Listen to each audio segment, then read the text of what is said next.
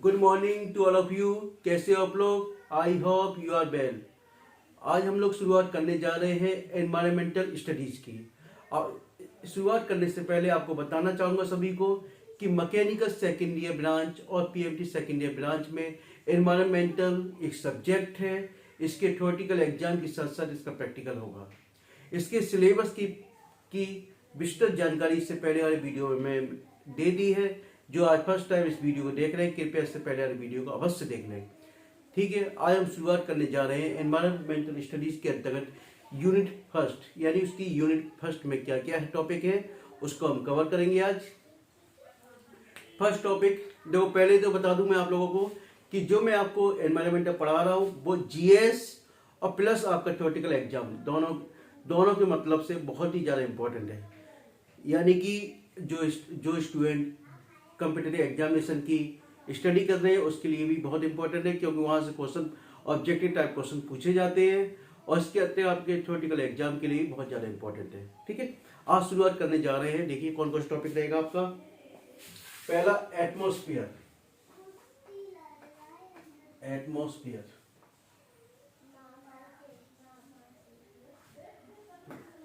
वायुमंडल,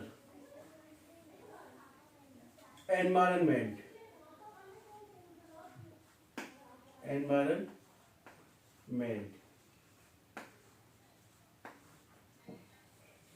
इकोलॉजी,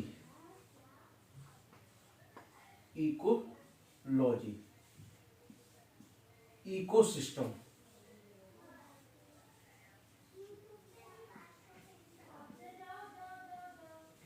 ठीक है। एटमॉस्फेयर वायुमंडल,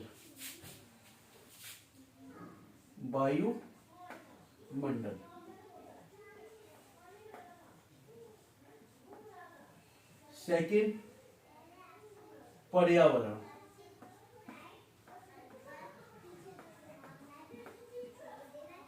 इको पारिस्थितिकी,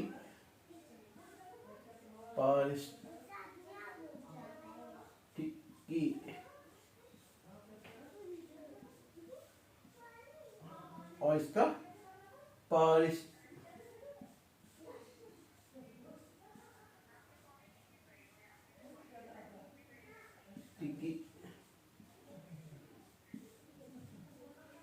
तंत्र। ठीक है, यानी कि फर्स्ट यूनिट में इन चारों के बारे में बताया गया है, पूछा गया है कि क्या है।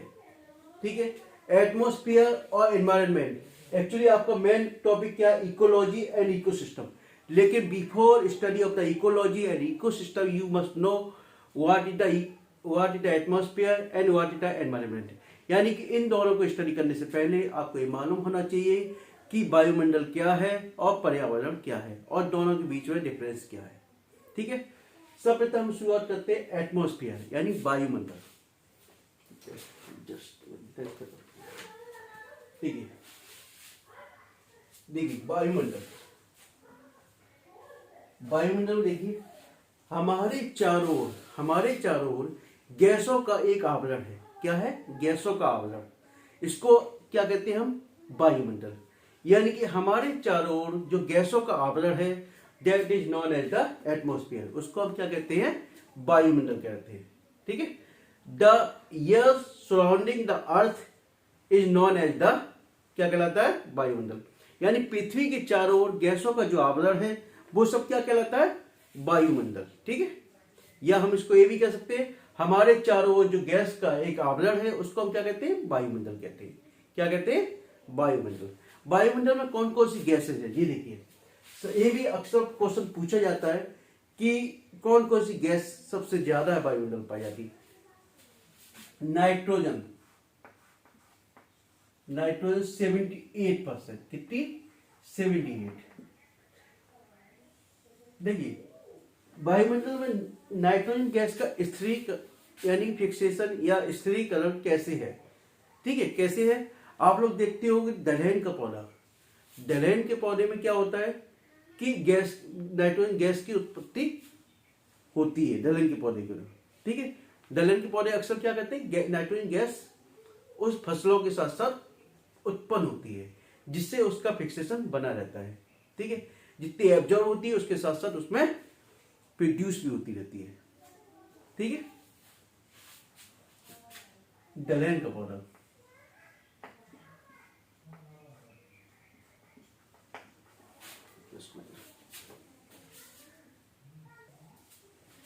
ठीक है, दलहन का पौधा पी सीडोमाइनस, सीडोमाइनस,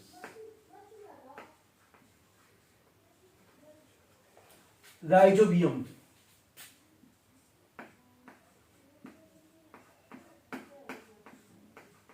राइजोबियम, ये सब क्या है? पी सीडोमाइनस कीटक नामी है, और राइजोबियम इनके द्वारा भी नाइट्रोजन गैस की उत्पत्ति होती रहती है, जिसके कारण वायुमंडल में नाइट्रोजन का स्थिरीकरण बना रहता है, यानी कि उसके फिक्सेशन बना रहता है, उसकी वैल्यू कैसी रहती है? कांस्टेंट बनी रहती है। ठीक है। इसके बाद ऑक्सीजन, ऑक्सीजन वायुमंडल में कितनी है? 21%। ठीक है। यदि वायुमंडल में ऑक्सीजन की मात्रा 21% से अधिक हो जाएगी तो क्या होगा? ऑक्सीडेशन या ऑक्सीकरण प्रोसेस शुरू हो जाएगा। जब ऑक्सीकरण प्रोसेस शुरू हो जाएगा तो क्या होगी? आग लगने की संभावना अधिक हो जाएगी। क्या हो जाएगी? आग लगने की संभावना अधिक हो जाएगी, या we can say oxidation process में भी स्टार्ट। ठीक है।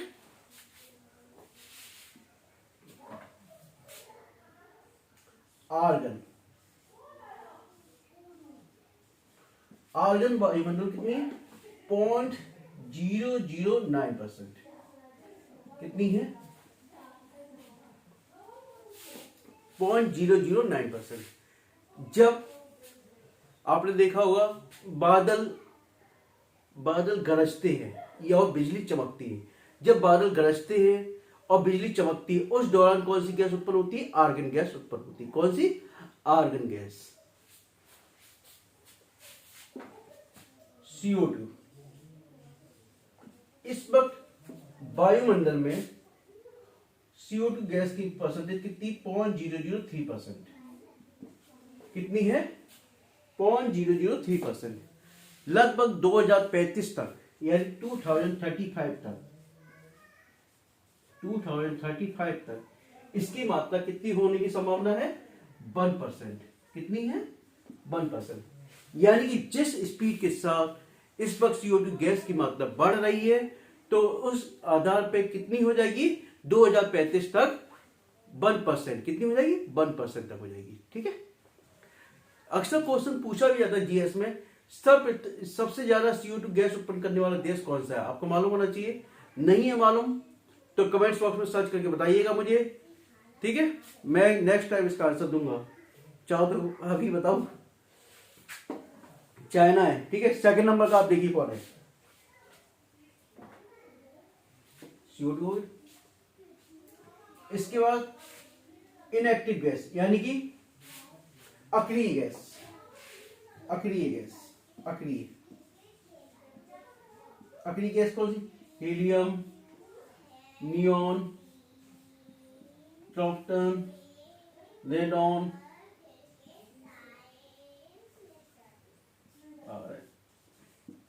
ये कौन सी गैस है? अक्रिय गैस है। कौन सी? अक्रिय गैस। इसके अतिरिक्त वायुमंडल में जल वाष्प, वायुमंडल में जल वाष्प रहता है। वायुमंडल में जल वाष्प क्यों?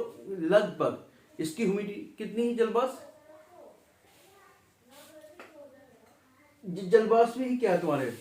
जल वाष्प के द्वारा क्या है? बादलों के निर्माण में सबसे ज्यादा इसका जल वाष्प का योगदान होता है। किसका? जल वाष्प का। ठीक है। ये हो गया आपके एटमॉस्फेयर के संदर्भ में। आपसे एग्जाम में पूछे सबसे ज्यादा गैस कौन सी है? नाइट्रोजन गैस है। उसके बाद कौन सी? ऑक्सीजन गैस है। आर्गन गैस की उत्पत्ति कैसे होती है? मैंने बताया, बादलों के गरजने से, बिजली की चमकने से। कैसी गैस उत्पन्न होती है? आपकी आर्गन गैस। अब देखिए, एनवायरनमेंट, पर्यावरण, काम नहीं करता क्या?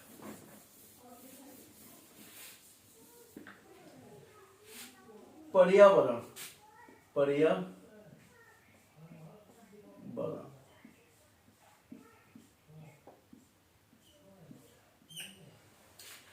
एनवायरमेंट, पर्यावरण। पर्यावरण का मतलब क्या हो गया? परि प्लस आवरण। इसको हम ऐसे लिख के देखते हैं, परि प्लस आवरण।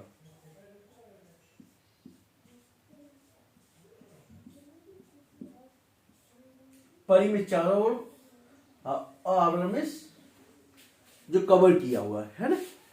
हमारे चारों ओर जैविक और अजैविक तत्वों का अध्ययन करना ही क्या कहलाता है? पर्यावरण। क्या कहलाता है? पर्यावरण। हमारे चारों ओर जो भी जैविक और अजैविक तत्व हैं उनका वो क्या कहलाते हैं? पर्यावरण। या भी कैसे, या उनका स्टडी करना ही क्या कहलाता है? उसको पर्यावरण। ठीक है।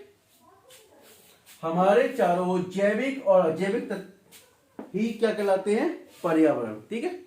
अब देखिए, अब मेन टॉपिक पे आ जाओ, इकोलॉजी।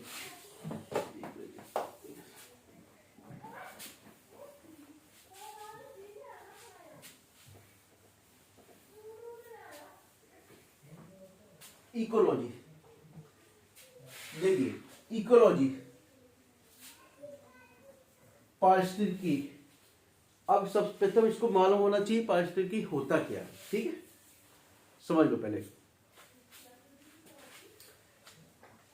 कोई भी माने समुद्र है, ये समुद्र है, ठीक है। समुद्र में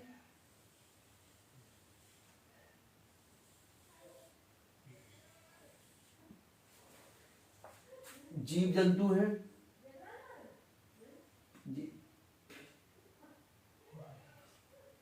माना ये फिश है तुम्हारी, ठीक है,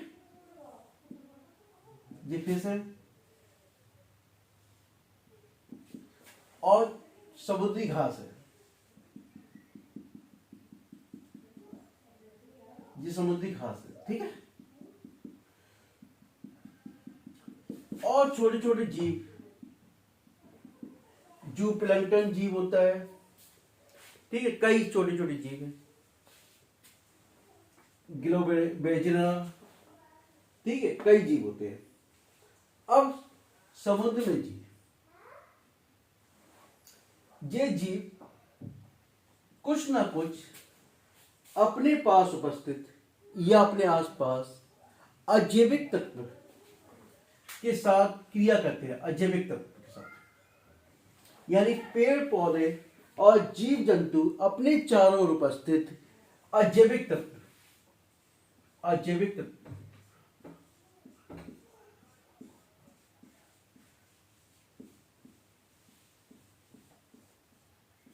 एबायोटिक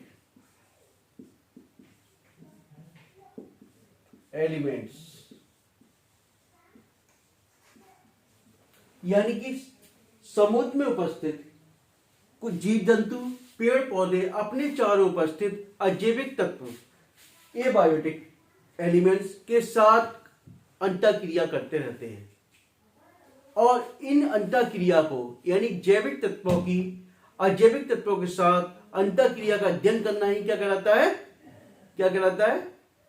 इकोसिस्टम, इकोलॉजी कहलाता है, ठीक है। एबायोटिक देख लीजिए एलिमेंट कौन से, माना सूर्य का प्रकाश, सनलाइट, सूर्य का सनलाइट, ठीक है, सूर्य का प्रकाश, सूर्य का प्रकाश हो गया, मृदा हो गई, गैस हो गई,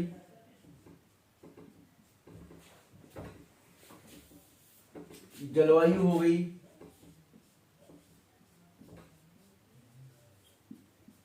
जल हो गया, ठीक है। ये सब क्या है?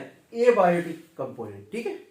और तुम्हारे पास जैविक कंपोनेंट, जैविक कौन से हो गए? जैविक, जैविक में कौन से हो गए?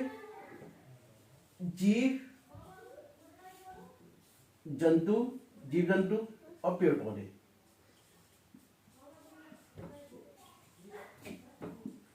यहां ठीक है, जब जैविक और अजैविक तत्वों का अध्ययन करना ही या इन दोनों के मध्य में होने वाली अंतःक्रिया का अध्ययन करना ही क्या कहलाता है? हमको इकोलॉजी कहलाता है। समझ में आ रहा है? यदि नहीं समझ में आ रहा है कमेंट बॉक्स में लिखिएगा। ठीक है, इतना आगे। इकोलॉजी, इकोलॉजी जो शब्द दिया गया प्राणी विज्ञान के वैज्ञानिक अर्नेस्ट हैकल, अर्नेस्ट हैकल के द्वारा दिया गया। ठीक है, यानी कि जो इकोलॉजी शब्द दिया गया वो किसके द्वारा दिया गया? अर्नेस्ट हैकल के द्वारा दिया गया।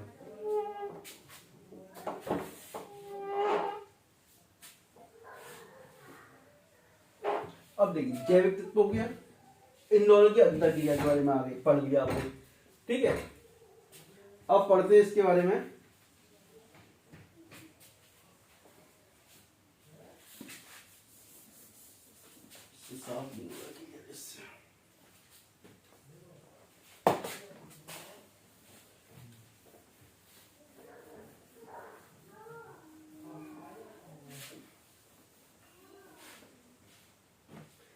जैविक में जैविक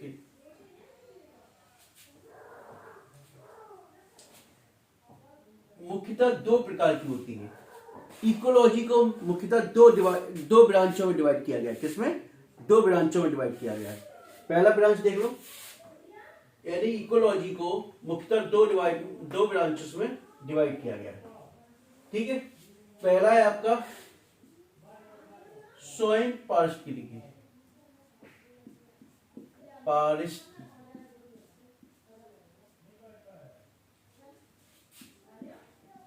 पारिस्थितिकी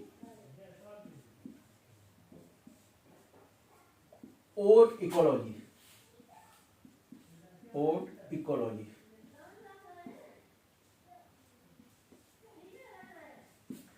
जब किसी स्थान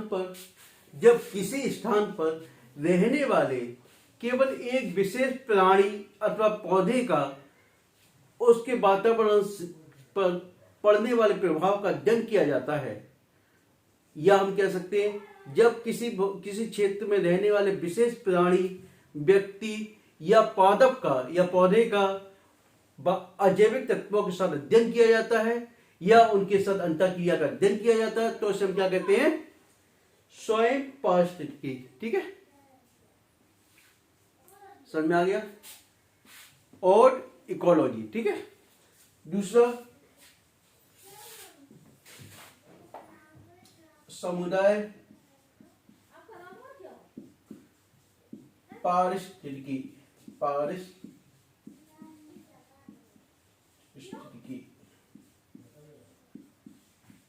साइन इकोलॉजी।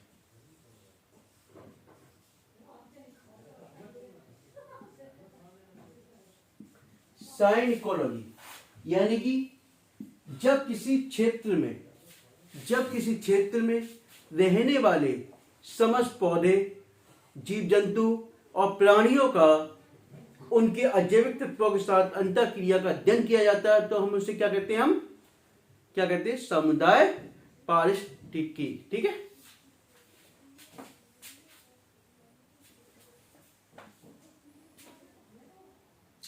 साइन इकोलॉजी आ गया। अब आपको मालूम होना चाहिए कि इकोलॉजी पे इफेक्ट किन किन फैक्टरों का पड़ता है, किस किस का इफेक्ट पड़ता है। ठीक है, factors which effect on the ecology, यानी इकोलॉजी पर प्रभाव डालने वाले फैक्टर कौन कौन से हैं। ठीक है, आपसे पूछा जाए कौन कौन से फैक्टर प्रभाव डालते हैं, मालूम होना चाहिए ना। ठीक, क्योंकि जैसा जहां पर प्रभाव पड़ेगा उसी आधार पर वहां की इकोलॉजी होगी। ठीक है, देखिए फैक्टर पहला कौन सा होगा? जलवायु में वहां का ताप हो सकता है, टेम्परेचर, आर्द्रता, वर्षा, ठीक है, सनलाइट, सूर्य का प्रकाश,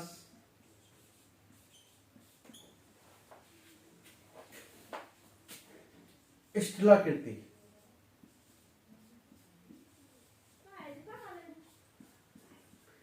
स्थलाकृति में उसका स्लोप देखा जाता है,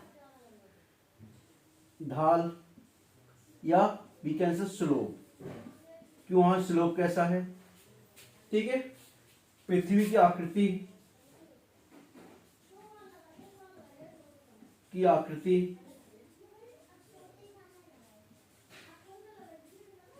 वहां की चट्टान का प्रकार, कि यहाँ पर जहां पारिस्थितिकी है वहां चट्टान किस प्रकार की पाई जाती है,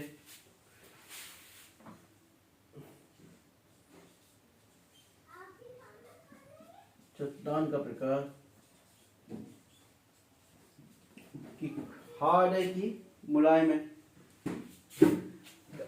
अब मृदा, नेक्स्ट क्या है, मृदा। मृदा में क्या है आपका देखा जाता है, मृदा में कौन कौन रासायनिक पदार्थ है, मृदा में खनिज है कि नहीं, खनिज है। कार्बनिक पदार्थ कौन कौन से हैं, ऑर्गेनिक कंपाउंड, कार्बनिक पदार्थ कौन से हैं, वहां उसमें जीवाणु कौन से पाए जाते, जीवाणु कौन कौन से हैं, कवक हैं, ये सब क्या है उसके फैक्टर, यानी कि आपके उस फैक्टर यानी कि इकोलॉजी को प्रभावित करते हैं, ठीक है। अब देखिए इकोलॉजी हो गया, इकोलॉजी अभी मैंने आपको बताया किसके आधार, यानी मुख्यतः दो ब्रांचों में डिवाइड किया, किसमें, मुख्यतः दो भागों में डिवाइड किया है। लेकिन इसके अतिरिक्त हम उसको स्थल के आधार पर और जल के आधार पर भी दो भागों में डिवाइड कर सकते हैं। कौन कौन से आधार पर, इसके अतिरिक्त उसके निवास स्थान के आधार पर, निवास के स्थान पर हम उसको दो भागों में डिवाइड कर सकते हैं। पहले इसको बता रहे हैं,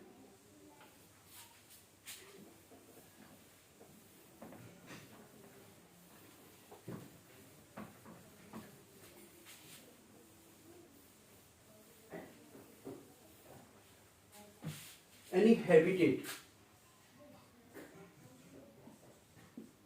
के आधार पर,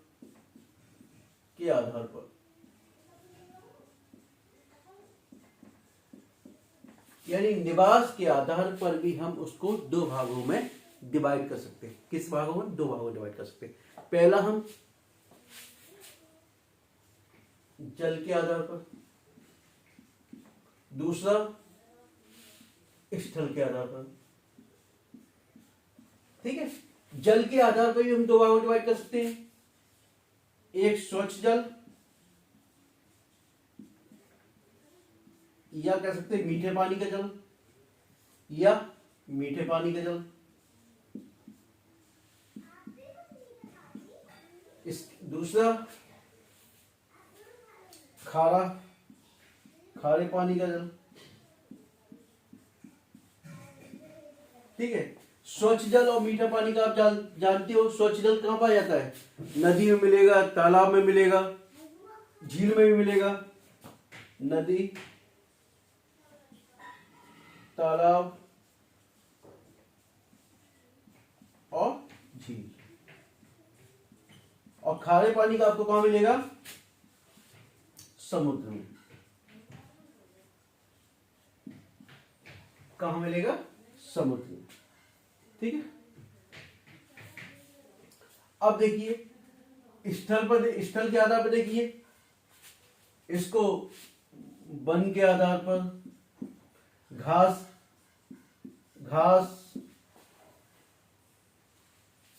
मरुस्थल,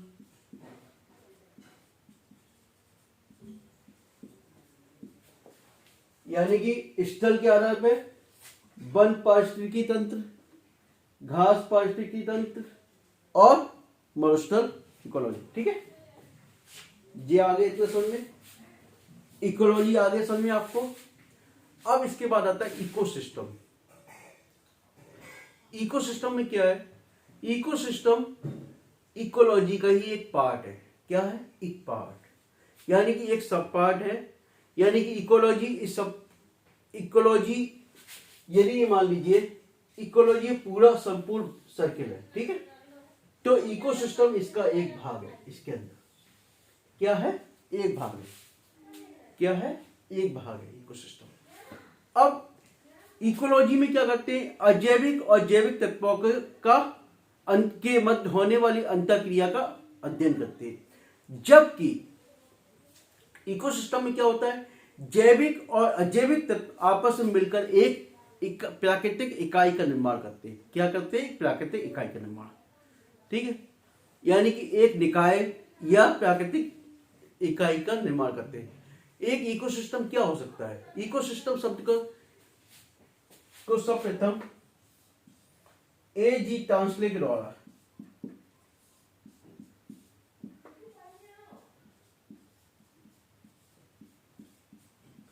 इकोसिस्टम सर्वप्रथम A.G. टांसले के द्वारा दिया गया, जहां पर इन्होंने बताया कि जहां पर जैविक और अजैविक तत्व आपस में मिलकर एक इकाई का निर्माण करते हैं, वो उसका क्या हो जाता है?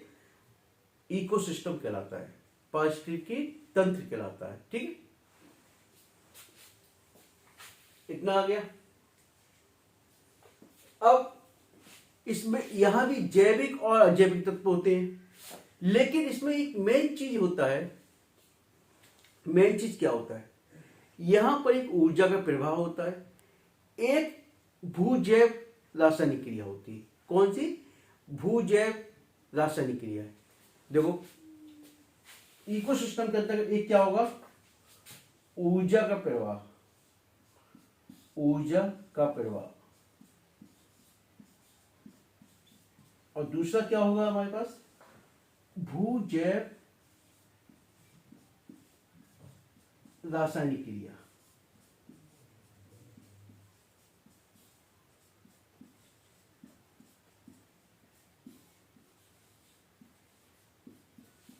देखिए,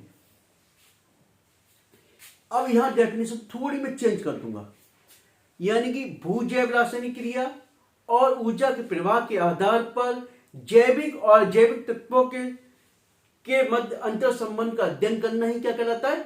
इकोसिस्टम कहलाता है। क्या कहलाता है? इकोसिस्टम। यहां अभी इससे पहले मैंने डेफिनेशन क्या बनाई थी? जैविक और जैविक तत्व आपस में मिलकर एक इकाई का निर्माण करते हैं, या हम कह सकते हैं जैविक और अजैविक तत्व आपस में मिलकर एक सेट या समुच्चय का निर्माण करते हैं, जिसको हम क्या कहते हैं? परितंत्र, पारिस्थितिकी तंत्र कहते हैं, या हम कह सकते हैं ऊर्जा का प्रवाह और भूजैव रासायनिक क्रिया के द्वारा के अंतर्गत जैविक और जैविक तत्वों के मध्य अंतर संबंध का अध्ययन करना ही क्या कहलाता है?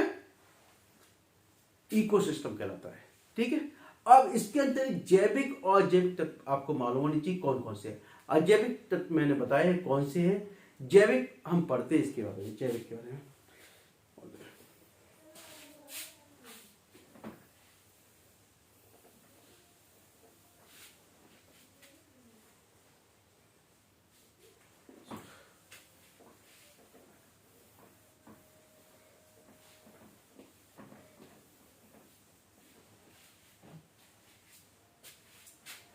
जैविक,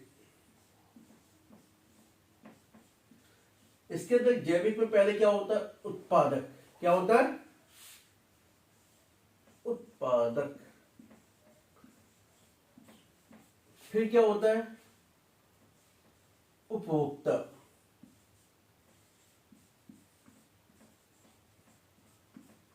उपभोक्ता में भी प्रथम श्रेणी का, फर्स्ट स्टेज का, प्रथम श्रेणी का उपभोक्ता,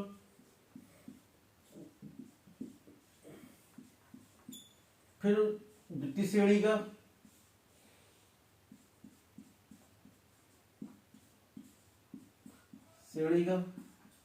उपभोक्ता,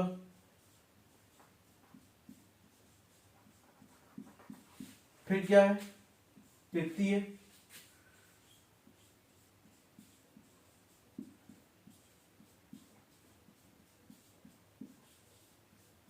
का उपभोक्ता,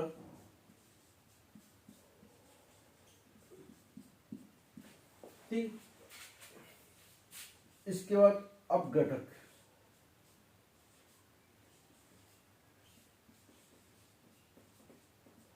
ठीक है। अपघटक उत्पादक क्या होते हैं आप लोग जानते हो। वे उत्पादक क्या होते हैं जो स्वयं अपने आप भोजन बना लेते हैं। एक मिनट मैं देख लूं टाइम कितना हो रहा है, कितना हो रहा है टाइम, कितने मिनट का हो रहा है, 30 मिनट। ठीक, एक्चुअली मैं देख रहा था थोड़ा लंबा वीडियो ना हो जाए कहीं, ठीक है। अब देखिए उत्पादक क्या होते हैं, यानी कि जो अपना भोजन स्वयं बना लेते हैं। आप लोग जानते हो कि सूर्य के प्रकाश के द्वारा हरे पौधे अपना भोजन बना लेते हैं। क्या बना लेते हैं, पहले अपना भोजन बना लेते हैं। पहले समझ लो पूरा, ठीक है। सनलाइट है, सनलाइट के द्वारा हरे पौधे हैं, उनके पास क्या होता है, क्लोरोफिल होता है और CO2 होता है, ठीक है। और CO2 और क्लोरोफिल मिलकर सनलाइट के द्वारा क्या बना लेते हैं, ग्लूकोज बनाते हैं। क्या बनाते हैं, ग्लूकोज बनाते हैं। देखो जितना मैं बोलते जा रहा हूं उतना समझते जाओ, ज्यादा नहीं आपको, ठीक है। ग्लूकोज बनाते हैं, ग्लूकोज बनाने के बाद उससे क्या करते हैं, ग्लूकोज से अपने भोजन बनाए। ग्लूकोज क्या उनके लिए भोजन का कार्य करता है, ठीक है। रासायनिक क्रिया के द्वारा ग्लूकोज बनाया, ग्लूकोज से अपने उनके भोजन के रूप में यूज करते हैं। और इस भोजन के द्वारा ही उनके ऊतक का निर्माण होता है। यानी पौधों में जो वृद्धि होती है वो किसके द्वारा होता है, ग्लूकोज के द्वारा।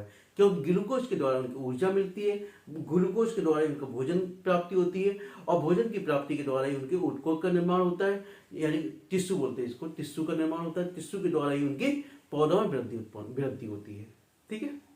जब पौधों में वृद्धि होती है तो पौधे के उत्पादक का कार्य कर गए, ठीक है। लेकिन इसके बाद कंज्यूमर, फर्स्ट उपभोक्ता, यानी कि जो लोग पौधों को खाते हैं वो क्या कहलाते हैं,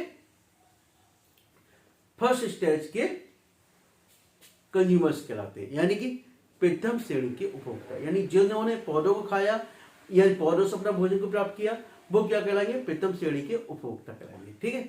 अब प्रथम श्रेणी के उपभोक्ता हैं कौन कौन, देखिए हिरन है, गाय है, ठीक है।